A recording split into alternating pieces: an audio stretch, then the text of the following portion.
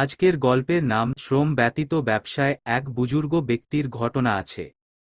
প্রায়ই এক ব্যক্তি তাকে গালি দিত, যতবার গালি দিত বুজুর্গ ততবার তার বাড়িতে কিছু টাকা পাঠাতেন। একদিন লোকটি চিন্তা করল, তিনি তো আমার উপকার করছেন, কাজেই তাকে গালি দেওয়া উচিত নয়। এ ভেবে সে গালি দেওয়া বন্ধ করে দিল। সেই দিন থেকে বুজুর্গ ও তাকে টাকা পাঠানো বন্ধ করে দিলেন।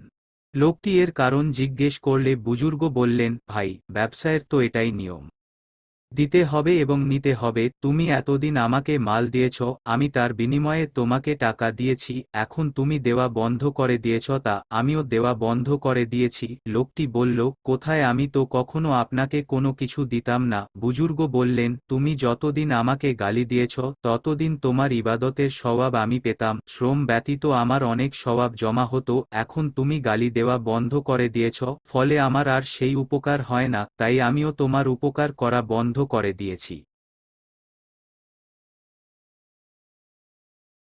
Don't forget. Like, comment, subscribe. Thanks for watching Foyez Masum Adu.